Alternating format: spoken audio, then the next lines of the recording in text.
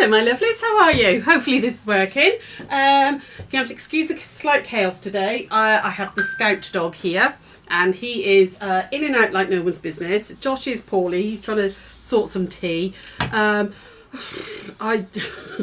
It's been one of those days. We've been really busy actually in the shop, getting nearly ready for the retreat, which is great. I'm going to have to basically have my house demolished, which is amazing. So they've got to take my kitchen down to put a new kitchen ceiling in. They've got to take my main bathroom out to put a new bathroom floor in. This is all after they've fixed a leak. So yeah, it's not been a great day to be. Actually, it's been a fine day. It's just been a bit. Whew. One of them. One of them, my darlings. And the dog is doing my head in. I've tried to keep him out of here, but he doesn't like to be left out. Ever does our Scouty. Scout wants to be sat here, like in my face, looking at me all the time. So let's have a look. Who's there? So hi Claire, hello darling. Hi Lindy Lou. Yeah, a little bit painful, hun. Yeah, a little bit. Yeah, I had people out this morning to come and assess it all, and they were like, yeah, the kitchen ceiling's got to come down to be replaced, which means we've got to take all the kitchen cabinets off the walls. Yeah. Sockets have to be replaced. My dishwasher is blown up because it all shorted out. Yeah, so it needs a new dishwasher. And then to actually get to the leak, they've got to take up all of the bathroom floor, which means taking all of the bathroom out, which is all fitted in. You know, it's all, you know, all, like even the toilet's all fitted and stuff. Yeah, all of that's got to come out as well. So it's going to be an interesting couple of weeks. And I've still got no dishwasher, which means I'm having to wash it by hand. I mean, it's not fun. I haven't had to do that for years. Hi Carol, hi Helen, hello my darlings. How are you all? Have you got any news to tell me, guys? I hope you have. So, because mine's not great. Mine's not great at all. Right, and to top it all off, I think I've got a cold coming. Josh is off ill with a cold. I think I've got it. I'm very definitely snuffly tonight, but never mind. Right, what we're going to do tonight, we are going to do something called Tulip Points. So, you will have seen me do prairie points before. If you did the Joyful Heart quilt, we put prairie points in that. Prairie points is something that we use lots and lots in quilting. It's a really, really nice little technique. It adds some sort of texture and dimension to a quilt. What's that? Yeah, must be the dishwasher broke months ago. Replaced it. Went down the list of priorities. Yeah. There's so many people in this house. I need one. It's ridiculous. Hi Sue. So but what we're going to do tonight, instead of prairie points, we're going to do tulip points, which is something a little different. 2 seconds. Al, can you just shut that door and see if we can keep the little toad out for me? Thank you. Cheers love, thanks. Sorry, there we go. Hopefully he might give me some breathing space. So I'm going to go over to the overhead and I'm going to show you what these are. So tulip points are, you use them a little bit like prairie points, but they look slightly different. They look more, they're called tulip points, but they look more like little flowers. Can you see? You've got this really pretty, there's no raw edges or anything. And they look like almost, I suppose they're supposed to look like little tulips, aren't they? That's why they're called tulip points. Really, really pretty little things. You can use them as an edging like this. So if you were maybe making a table runner, instead of having a binding, you could have these on the edge. I've just done some little practicing pieces so you can see them. I think these would look, because they're quite weighty, you can see, hopefully you can sort of see the fact that there's a weight there. Hi Carolyn, hi Jean, hello darling. I think if you were making a blind, can you see, if you were making a blind, you'd get that weight, it would hold the blind really nicely. Okay, so I'm going to show you 2 ways you can use them. So you can definitely use them as an edging like this. Okay, so all of that's nicely like there's no raw edges there at all once you've done it. Okay, I think again a blind or a cushion, edge of a cushion or edge of a table runner, really nice way of using them. The other way you can use them is like prairie points, and imagine this was like 2 borders on a quilt. And you can add them in like you would there. So if this was like the centre of a quilt and you were adding borders round, you can add these tulip points. And they're really, really pretty. You've got all these extra folds. It's a little bit like origami with fabric. So I'm going to show you how to do them tonight, okay? And hopefully, you know, give me some ideas. What would you come up with? What would you do? So I've already made a couple of them. I'm going to show you how to do them. So, and please do talk to me, ladies. Tell me some news. I'm using some leftover charm squares, but depending on what size you want your tulip points to be, totally depends on what size your starting square is. For this size, what they come out at? Hang on, I forgot to measure them. They come out at about 2.5 by 1.5. I'm going to start with a 5-inch square, but if you wanted bigger or smaller, you could start with smaller squares. Okay, first thing we do is we're just going to iron these on the diagonal both ways. So that way, and then up and out, and do it the other way. And I would actually open it out and iron them both ways, because you want the creases, the fold lines, to be on the right side of the fabric. Can you see what I mean? So if I did them, because first of all, when I first started doing them, I would do that and then fold again like that, which gives you 3 outside creases, but it gives you 1 valley crease, which isn't as easy. Okay, your new sewing machine arrived a couple of hours ago. Oh, nice, Jean. What have you had? What have you treated yourself to? Hi, Natalie. How are you, love? Oh, tell us all about your new sewing machine. I'm sure it's delicious, and I'm surprised you're on here, my darling, and not having a play with her. So I'm just going to put a few of these, just iron them up quickly for you, because I want about 5 or 6 of these just to show you some ideas of how to use them. There we go. And that'll do. 4 will be enough for us to play with the ones I've already made. Okay, like that. Okay, so you've got that nice diagonal cross ironed in. And then what you're going to do is you're going to match the creases. So this diagonal here is going to go to this diagonal here. So basically you're going to push in. I actually find it easier to do it on a flat surface like this.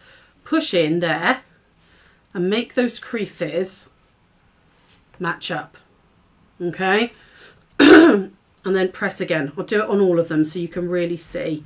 Okay, so just make sure that's all lined up like that. Your gin club bottle arrived a couple of hours ago too. Nice. You've got the Benina the same as me. Amazing. Oh, I hope you'll love her. I still absolutely love mine, my darling. Absolutely love it. It's a wonderful machine, and play around with the settings. Play around with the heel kick on the foot pedal. You can set it. Give me a shout, Jean. If there's anything you think, I'm not sure about, I'm happy to talk you through bits that I've found on it. Okay, lovely. So here we go. So just again, so I kind of push in there like that and make those diagonals meet. So you've got little. Now you could use these as prairie points as is. They'd actually make quite nice prairie points like that. Okay, you add those into a border or on an edging or something. And then like that. Here we go.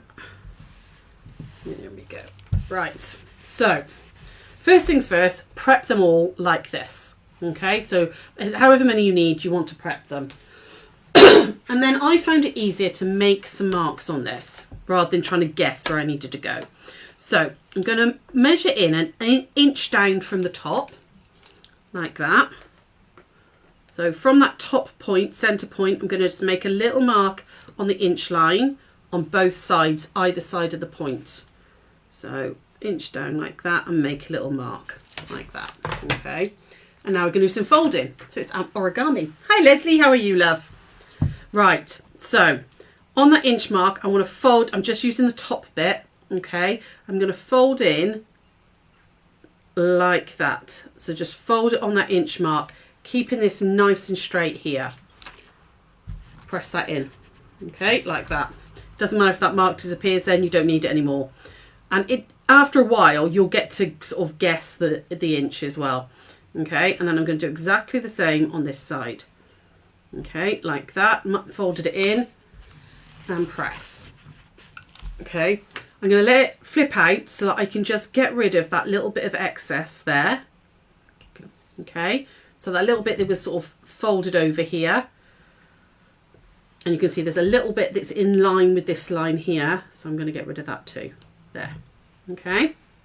First bit done. And then I'm going to wrap again. Now you don't want to wrap really tight. Okay. You know, wrap, give it a little bit of, you know, dimension, a little bit of looseness there. Okay. So wrap over like that. And wrap over like that. And you shouldn't really need to trim anything. And then press well. Okay. Give that a really good press. Okay, like that. And can you, hopefully you can see now, you've got those lovely little creases in. Just pop a clip on the bottom, and I'm going to do that again. Okay, I'm going to do that on these other ones as well. So, hi Carrie, how are you, love? It's nice to see you. I haven't seen you for ages. So we're going to mark down an inch again. So inch there. And inch there, like that, just so I've got a guide, so they're roughly all the same size. You can certainly play around with this afterwards. I'm going to fold in like that and iron. So just the top one, fold in on that mark, making sure the bottom is nice and straight, like that. And then I can do a bit of clippy clipping, so just cut off that bit of excess. That's nice and easy because it's got a line to follow. And then I'm going to wrap, give this last little bit a cuddle. Feels like swaddling a baby. You know, when you swaddle a baby up. There we go. Clip on the bottom. And give it a good press. Okay, same on the next two. So we're going to do four. I've done, like I said, I've done a few, but let's do these four, okay? So, let's mark this one.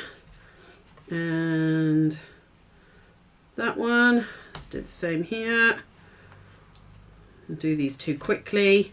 Is everybody getting the idea so far? Yeah? Hopefully. They are relatively easy to do. So over like that. What would you do with them? What would you do with them? Oh, I think we might have to do a challenge post tonight as well. It's about time we did one, isn't it? Should we do a little challenge post? I think we should. Right, clip off that bit there, and clip off that bit there. What should we do it on? I'm feeling very spring-like, despite all the rubbish going on in my house. The fact that I've got no kitchen ceiling at the minute. You're getting the idea. Brilliant. Yeah, it's after you've done a couple, they actually can become quite therapeutic. I suppose it's a bit like when people make origami and all, isn't it? After a while, they become a little bit more, what's the word? Mindful. It's quite mindful to do because it's just a little bit of folding and ironing. There we go, like that. So there's my first bit. They'd be quite interesting like that, wouldn't they? You could use the prairie points like that. You don't even have to do the second fold. That might be quite interesting as well. Play around with, you know what I'm like, play around with it. But we're going to stick with the original one for now. Okay, so I'm just making sure that's on the edge there. And that's like that. Give that a good press. And clip it. Sorry, excuse me. I've got a frog in my throat tonight. And then all we're going to do... Oh, hang on, that one's moved. That one moved really badly. There we go. That's better. What we're going to do now is we're just going to take them over to the machine and we're going to stitch about just under a quarter inch, a scant quarter inch away from the edge, okay? So we're going to go all the way down those ones, all right, just to hold it all in place. So over to the machine we go. Right, let's do a challenge post. I will put a post up this evening once we're finished here. I would like you to show me, I suppose, florals? We could do florals, couldn't we, I suppose? But I don't think we've done that for a long time, or if we've ever done it, actually. You could show me florals. Because it's spring-like, spring's coming eventually. You know, we're doing tulip points. So I'll put a challenge post up and we'll do florals. I want you to see anything you've made. It doesn't have to be, you know, it could be cake making.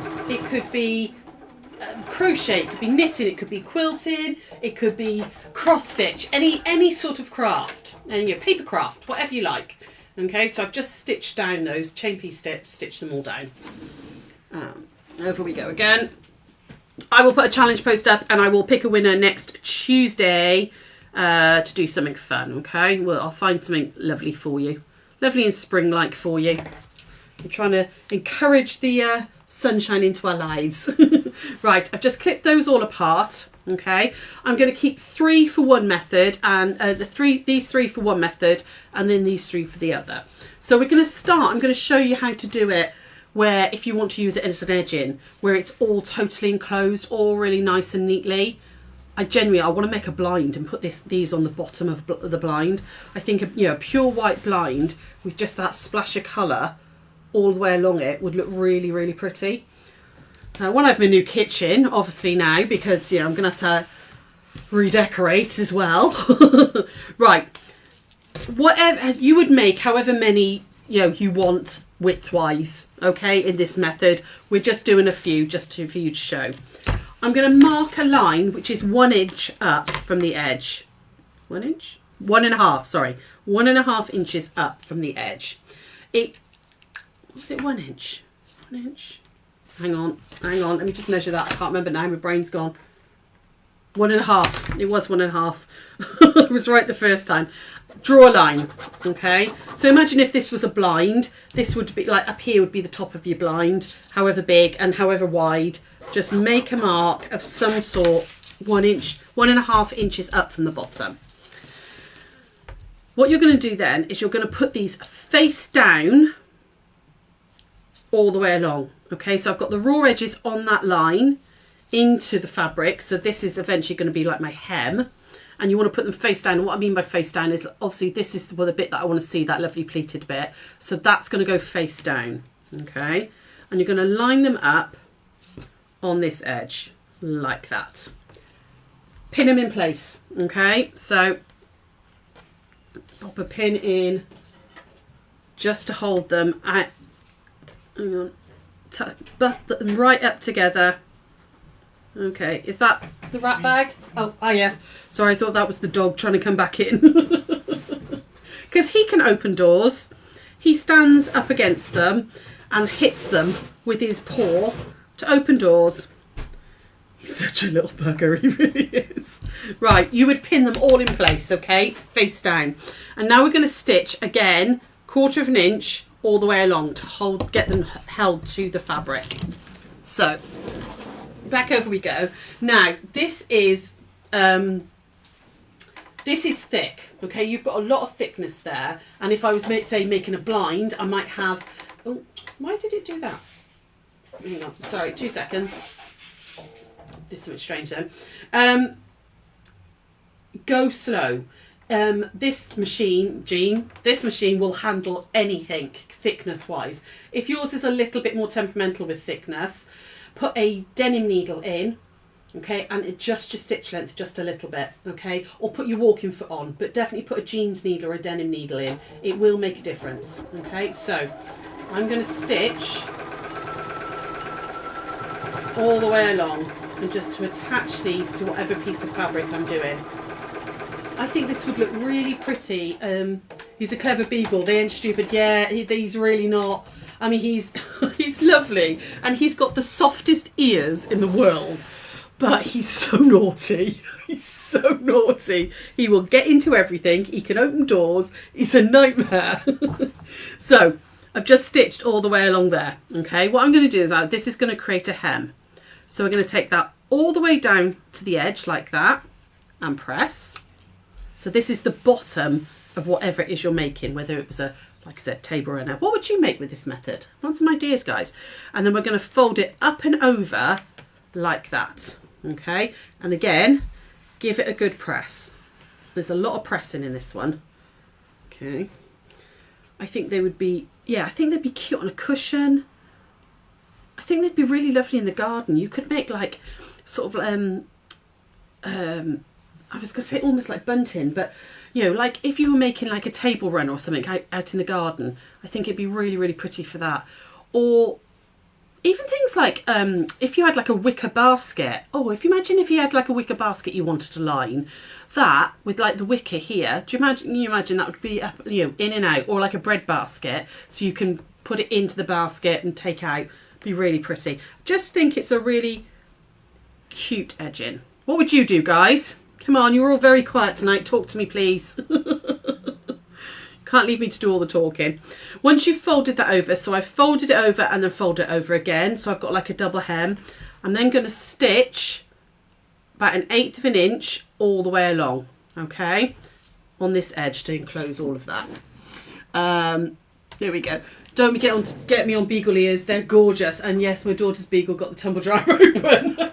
Oh, I know. What is it about their ears? They've got the best ears.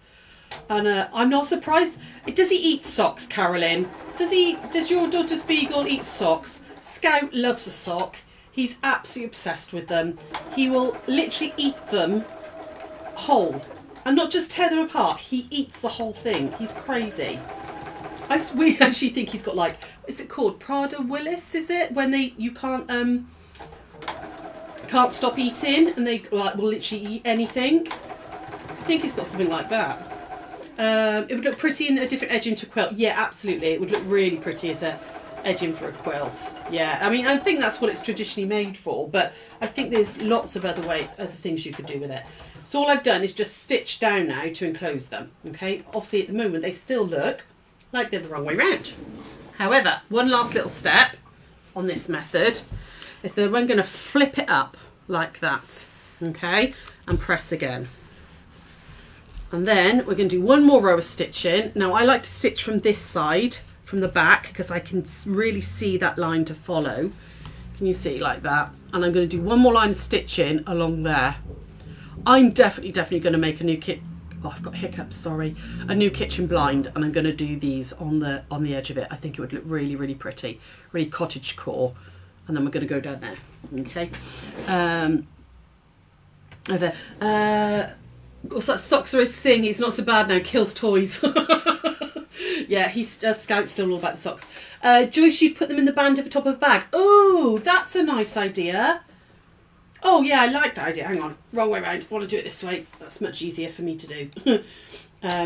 Yes, wouldn't that look lovely in the top of a bag? Oh yeah, I like that a lot. Oh, I might even. I've got a bag pattern sort of half done that I've been playing with. I might rewrite it just to add this in. Actually, it'd be really pretty around the top of a tote, wouldn't it? Oh, I might steal that idea, Joyce, if that's okay. Add that to one of my bag patterns.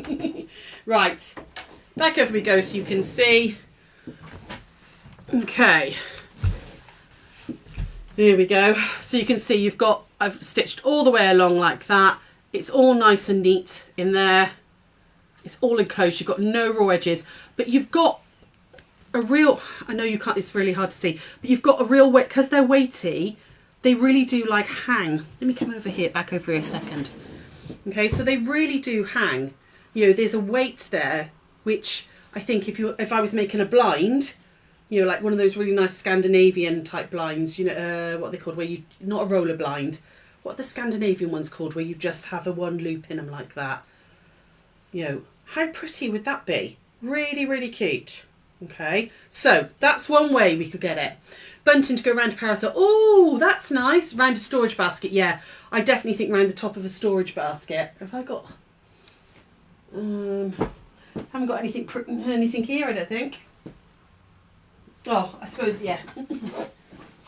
Sort of, like that. You know, if you imagine you were making, like with the stacking baskets, they would sit, wouldn't they, round the lining, or you could put them just like draped in.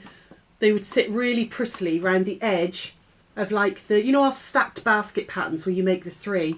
You could add them in like that all the way around the edges. That would be really cute. Bunting, yeah, I like the idea of bunting around a parasol. That would be cute. Right, so that's how you enclose it, totally in it, totally. So you've got no raw edges if you want to use it as an edging. But I'll show you how to actually, it's pretty much the same thing, how you would do it with prairie points if you want to use it in a border. Okay, so I thought I might as well show you both things. So I did think it would look really cute instead of prairie points in a border. Okay, so I've got two pieces of fabrics, and again, you've got to use your imagination a weeny bit. All right, a cover for a sewing machine. Oh yeah, that would be cute. Oh yeah, so if, yeah, that was like all around the, like, just, if they imagine that's the table and your sewing machine, it would just sit dusted around the edge, wouldn't it? That would be cute. Around the top of donor box. Oh yeah! Oh, I'm saying ooh a lot, aren't I? Sorry. Yeah, right. Oh, I've got an IKEA box there. I'll show you. I'll show you now. So with prairie points, you add prairie points in between borders, okay, which is basically what we've done here. But I thought this would be really cute as well. So again, this is teaching you to suck eggs a little bit. It's very similar to the other one, but you'd lay out your pattern all the way along, all the way down the border like that, okay, but this time they're face up, and then you sandwich it in with your next border, whatever that is. And there is one little trick of making them sit properly. So again, I'm just going to pin this in a second just for ease, because they are, like I said, quite thick, but I think this would be really nice as to add some texture, add some dimension to a quilt or to cushions or something. They'd be lovely. So you would just stitch your border on as you would normally. So I'm just going to very quickly do that. Okay, so there we go, all the way down. Sorry, a little bit noisy because I need to change the needle. I haven't changed the needle in ages. It's been very naughty. All the way down like that. Christmas shelf bunting, yeah, that would be really cute, Carrie. Really, really cute. One of the projects that we're going to be working on in the late summer, early autumn, where am I? There we go, over there. Couldn't get the button to work. Is a mantle shelf decoration. They are all the rage this year. So yeah, it's something that is yeah, very, very popular. Go on Pinterest and look at mantle scarves. Look at mantle scarves. And I'm designing one that we can do together. I might actually add something like this in. I think it would look really, really pretty. Now, depending on which way you iron this seam on a border, depends on which way this lies. If I want it to lie towards the, oh God grief, towards the white, I'm going to press it towards the blue. If I want them to lie that way, I would press the seam towards the white.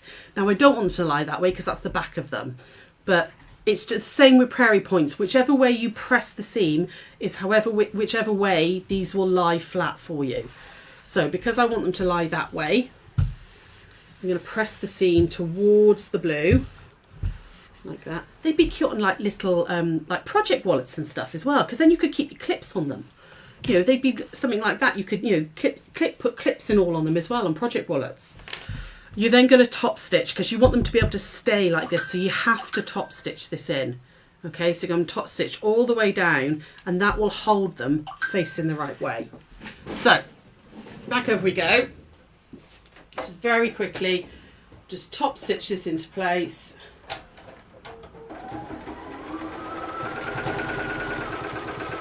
There we go, all the way down. Obviously, you'd have a lot more in there than just the 3 that I've got there. It's just basically to show you how to do it. There we go. And then by doing that little bit top stitching, you're keeping that in place. Okay. Things like the book pouch that we did and all, you know, it'd be really cute. I think you're right, Joyce. Actually, you were saying about on a bag. You imagine that's the top of your bag. You know, nice tote bag. How pretty would that look with, you know, pretty clasp and stuff? You know, really nice little interesting detail. You could decorate these up. You could add all sorts, you know, bits of embroidery. You could stitch them down if you don't want them to be flappy. You know, just stitch them through on the points, but they would still add some texture. Hanging organizer. Yeah, absolutely. That's a nice idea. It could work on fiddle mats. Oh, there's me Owen again. I'm gone very Nessa tonight. Oh. Oh, that's a good idea. That wasn't very Welsh at all, but the O bit sounds so Nessa. Oh, have I frozen? I don't know if I have. Yeah, really good idea for fiddle mats because they've got like little pockets and bits to play with. They feel very, very tactile. Really good idea for fiddle mats. You know, you could add a line of them in. So lots and lots of things you can do with them. I'm definitely going to make a blind. I'm obsessing slightly with the idea of a new blind for my kitchen. But where's if I grab one of these, Oh God, I think that's like the heaviest one possible. There we go, hang on. Right, come over to this one a minute. Right, so a good old IKEA box. You could add them on. Oh, hang on. I need to come back a bit. Add them on, couldn't you? Yeah, like that. Can you? I don't know if you can see, guys. Here we go. Okay, you could add them on to one of the IKEA boxes. It's very full. You know, to pretty them up on your shelves. That would be a really nice idea. You could just hem the edge, couldn't you? And they could just literally, you could just tuck it in. Hang on, you wouldn't even have to sew them. But if that was wide enough, I could tuck that in. It would just sit there if it was like a bit longer, and go back in the box. In fact, I'm going to leave that one on there and have a think about how I'm going to make that longer now. But yeah, that looks really cute on an IKEA box. Just a few spare extra charm packs, charm squares. Makes it look a bit nicer than just the plain grey and stuff. So anyway, that's it for me tonight, my darlings. I will put, like I said, I will put a challenge post on in a moment. I want to see your florals, all your florals in any shape or form, okay? Whether it's a floral fabric, whether it's a design that's got a floral theme to it. I think I'd like to see some springtime florals, please. Sarah will be here tomorrow. She is going to show you the super quick hexes. Which obviously she was going to show you last week, but things got in the way. So she will be here tomorrow at 1. And then I'll be back next week. I'll be doing Tuesday, Wednesday again next week. And then Thursday, we're off to the retreat. So yeah, and then we've got Thursday, Friday, Saturday with one group of ladies, and then Sunday, Monday, Tuesday with another group of ladies. So yeah, it's going to be a full-on weekend, but I'm so looking forward to it. There's lots of new people coming, and I always like to meet new people, which is great.